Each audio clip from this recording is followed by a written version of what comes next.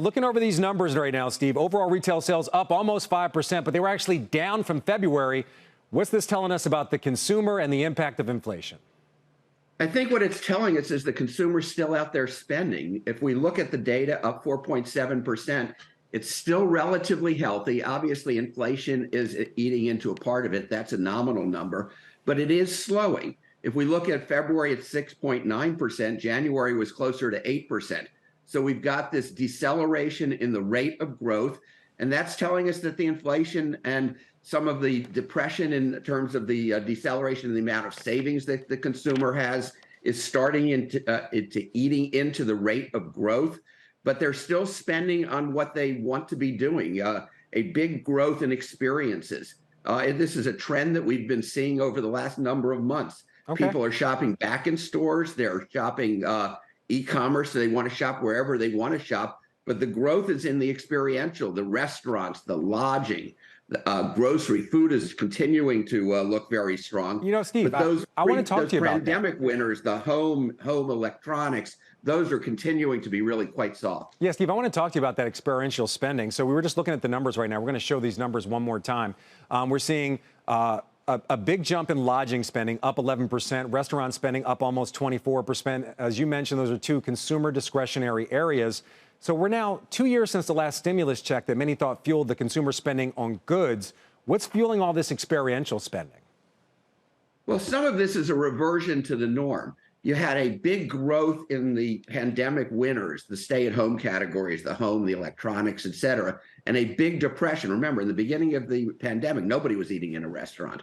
Nobody was doing other than staying at home. And so you had this big uptick, and there's still some pent-up demand relative to some of these experiential categories.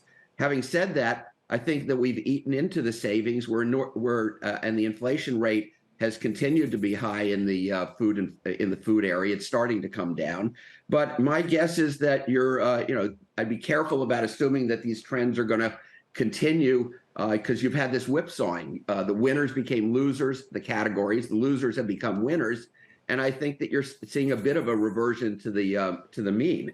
But certainly right now, it's a good time for people wanting to get out. But I'd be careful about whether or not they're going to be able to continue to do this as they feel the pressure of inflation. You're starting to see, whether it's the labor markets, you're starting to see the savings rate coming down. All right, so one area of decline, Steve, when it came to home furnishings, home goods, and also electronics. So give us a sense of what's causing that. Is that also rate pressure, the impact of higher rates? Is that reducing spending in these areas?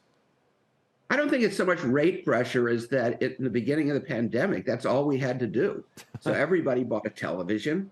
They fixed up their home. They brought in all the home improvements, furniture that they had wanted. And now you're seeing it revert back to some of the previous behavior. It's interesting if you look at these categories today versus pre-pandemic, and that's over a 4-year period now, the growth rates in aggregate on a compounded growth rate aren't that different between the categories. It's just that some got it early, like the electronics, some got it later. I also think you had an effect in the category like electronics where you had a slowdown in innovation because the supply chains were so broken. People bought their televisions, but you haven't had a cycle of new innovation that would be driving some of the growth. And again, I would expect that to turn and go to be more normalized. I think there's another phenomenon going on, which is this whole e-commerce store. In the beginning of the pandemic, e-commerce went from about 12% to 20% of commerce overnight.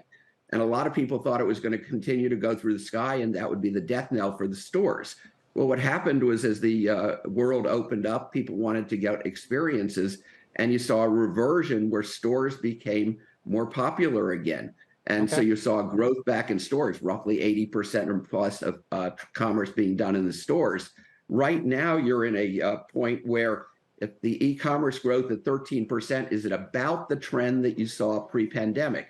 So you saw this pre-pandemic growth of low double digit. It went dramatically higher. Some people thought it was going to continue to grow into that 25, 30% range, but it stabilized and was flat for a bit. And now you're back to that pre-pandemic double digit growth rate.